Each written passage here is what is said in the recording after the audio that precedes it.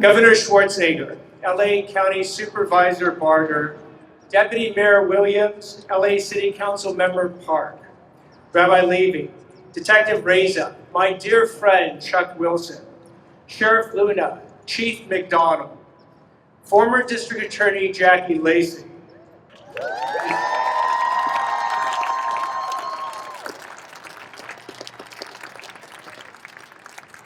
distinguished members of the bar, the District Attorney's Office, the Judiciary, law enforcement, firefighters, and first responders, elected leadership, and to all Angelinos. I am deeply honored for the opportunity of a lifetime. It has been given to me to lead the finest District Attorney's Office in the nation, the Los Angeles County District Attorney's Office.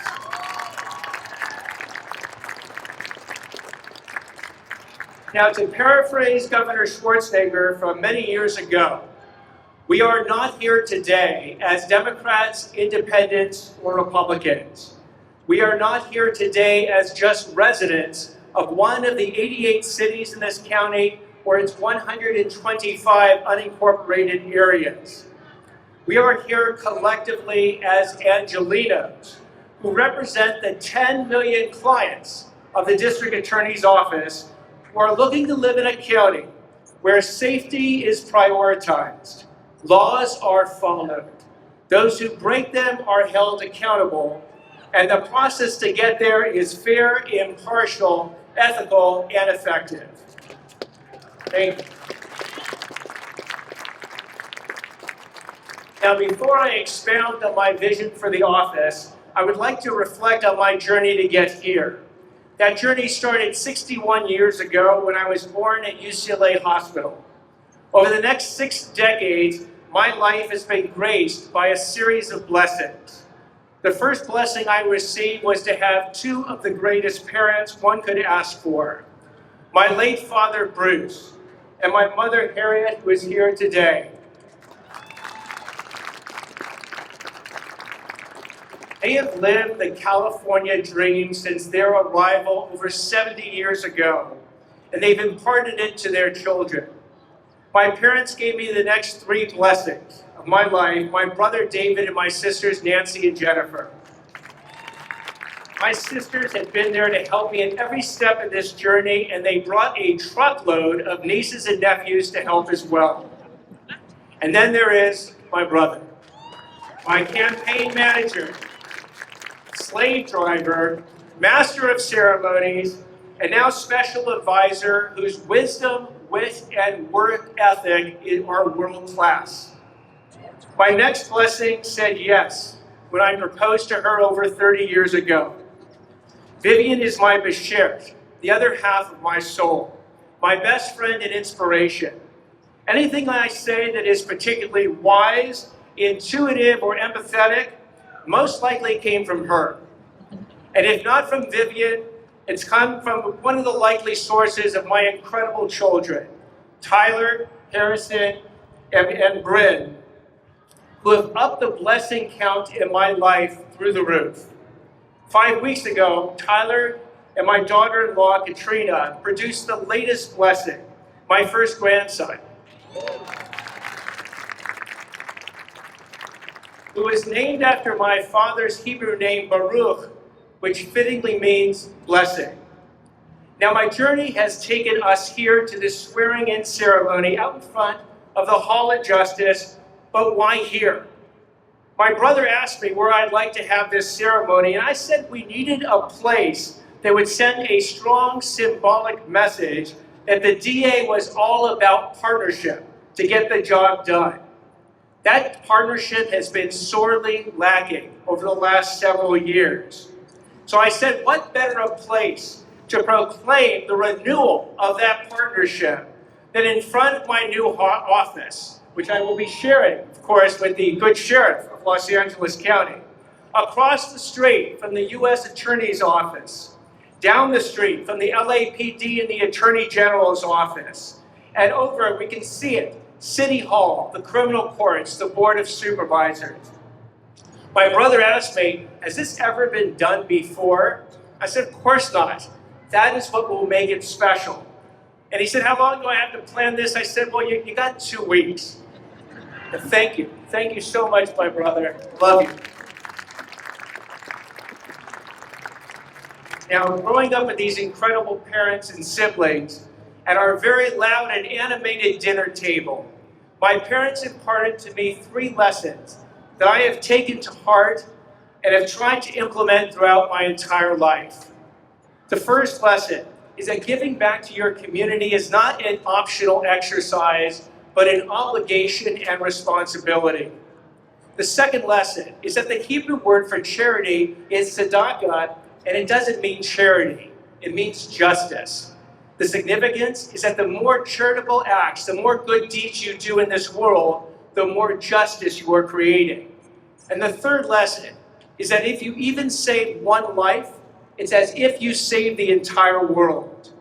Meaning that no matter how big the problem is to solve, you have to start small. 1 idea, 1 person, 1 step forward. Because you never know which spark will set off the entire fire.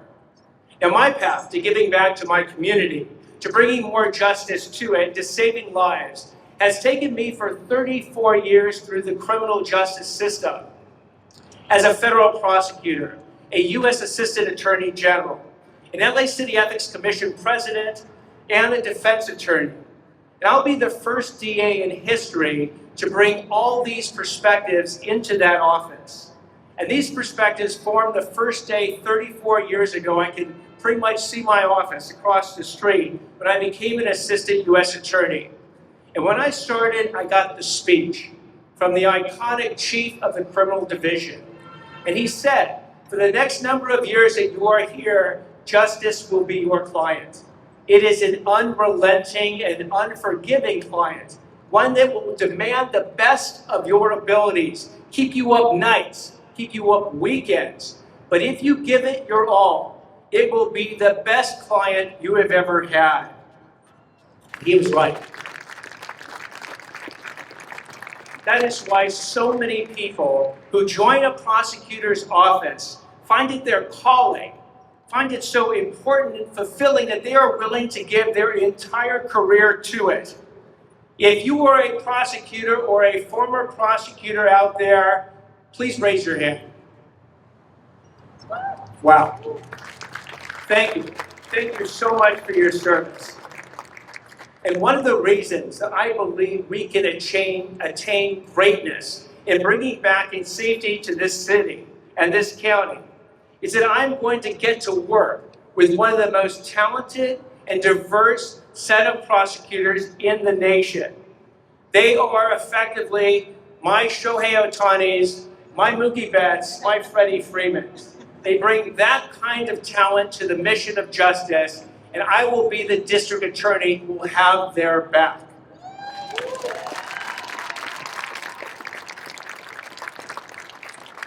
But the chief of the criminal division didn't just talk about justice being my client, he talked about the role of a prosecutor.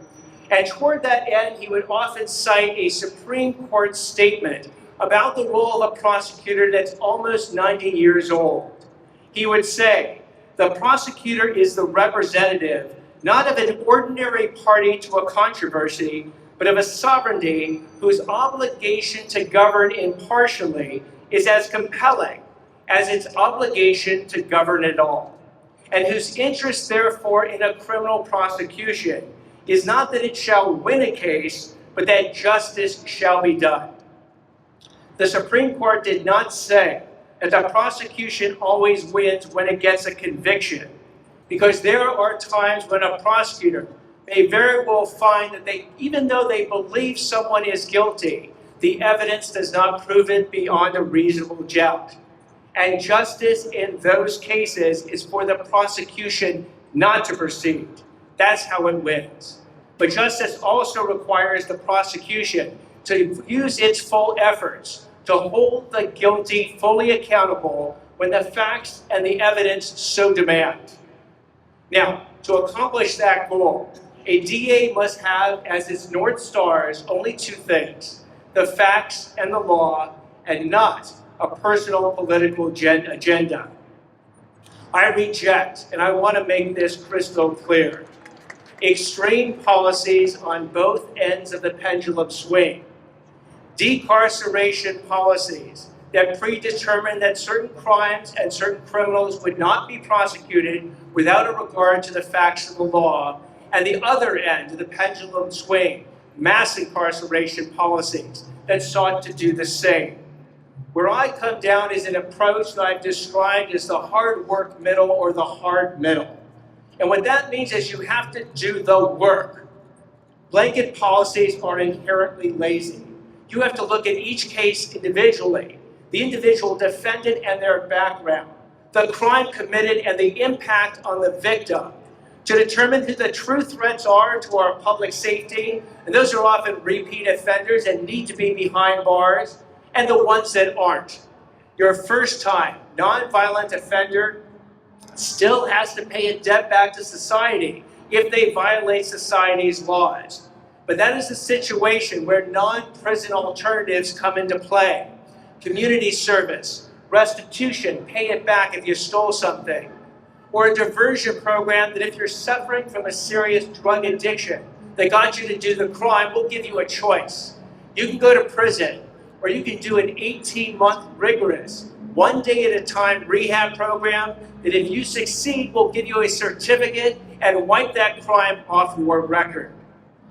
I want to make this also crystal clear of what my ultimate goal is. Because people have said, does he want to bring back mass incarceration? Does he want to fill the prisons to the breaking point?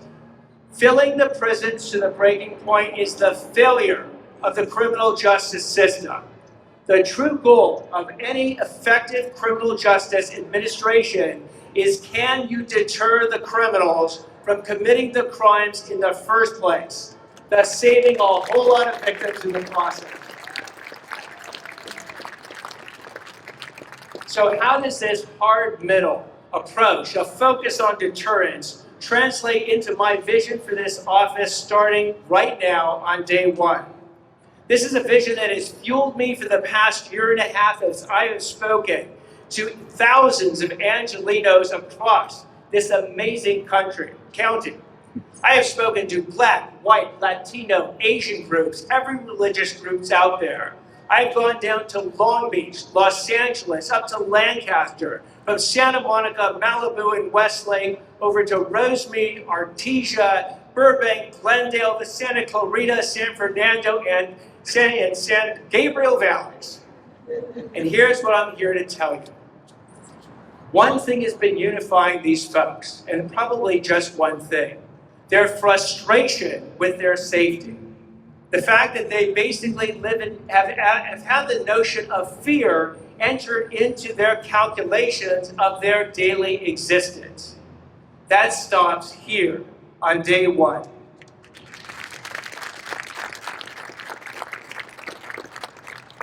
Because to all those Angelenos that I've heard from, that I've listened to, demanding that their safety be prioritized, and to those who are equally demanding real and effective criminal justice reform, I say to you that these two concepts are not mutually exclusive. They are not antithetical to each other. They can and will be achieved over the next 4 years of my administration, starting today. First, we will eliminate blanket extreme policies that have prohibited prosecutors from charging cases based just on the facts and the law. No longer will gang members get a free pass from the gang enhancement when they commit these violent crimes.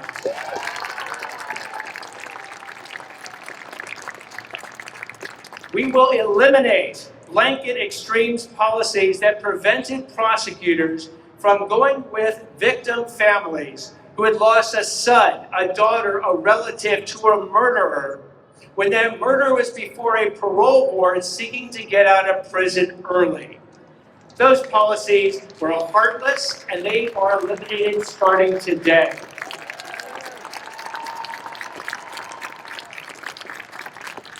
We will continue and expand criminal justice efforts to root out implicit and explicit racial bias in prosecutions, exonerate the factually innocent, and hold the outliers in law enforcement who commit criminal conduct accountable for their actions. But I want to make this crystal clear. The overwhelming majority of law enforcement officers out there are doing a difficult and dangerous job extremely well. Those officers deserve my respect. Those officers deserve my admiration. And as the district attorney, those officers will get my full partnership.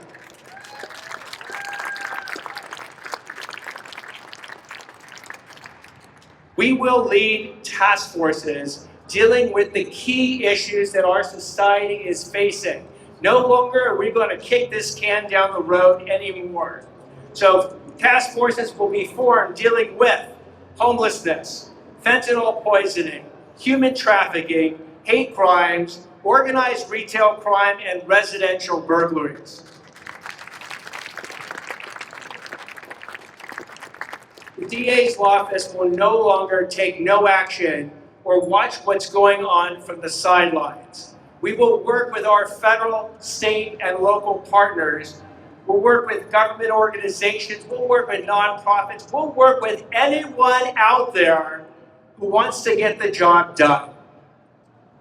We will also launch advisory committees to provide the community with the full range of their voices to reach the district attorney's office.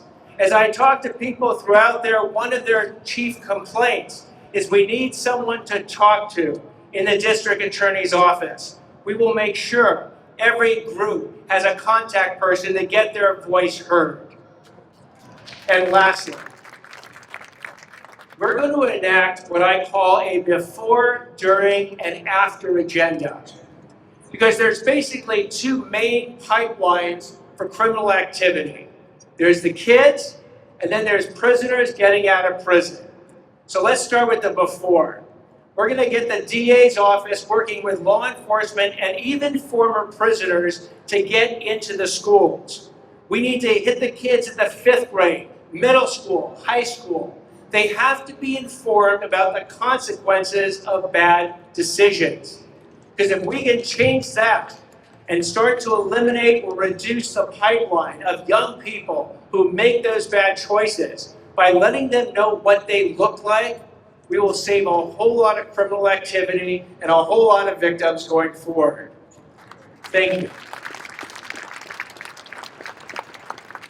The during phase. We are going to work with victims groups. We're going to make sure that victims understand that the DA's office is going to resume a role that it has had for decades as the champion of victims out there in our society. And then the after. The after is going to concentrate on ensuring that prisoners have a skill set when they get out.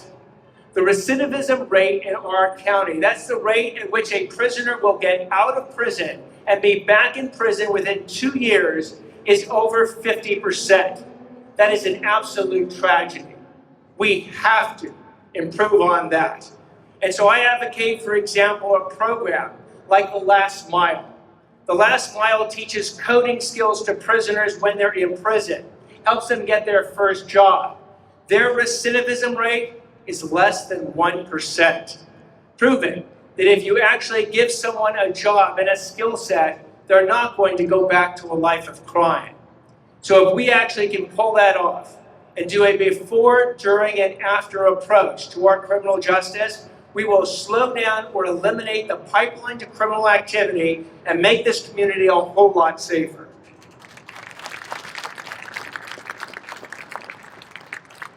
Now, this is an ambitious agenda.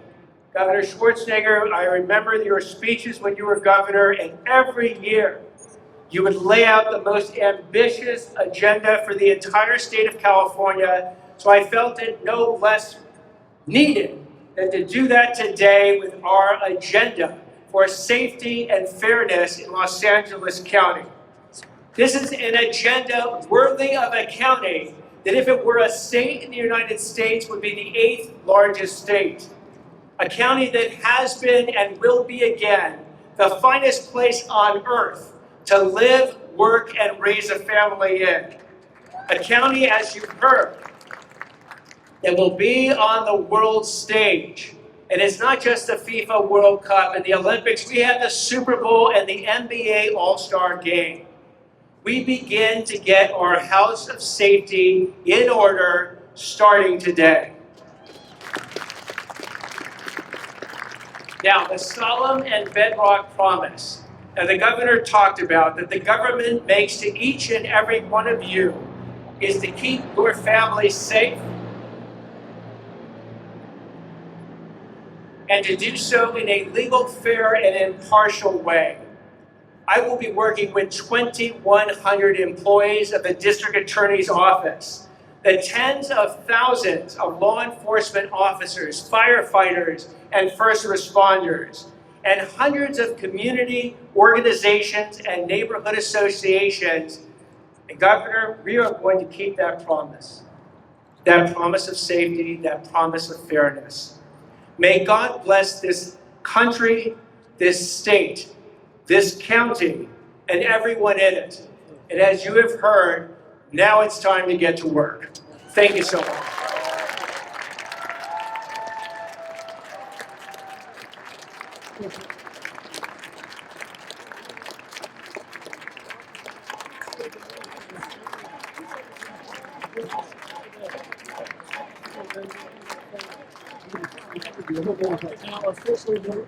I want to thank you all for coming today. It is the dawn of a new day in the DA's office. Nathan will be around to greet you. Thank you so much for coming.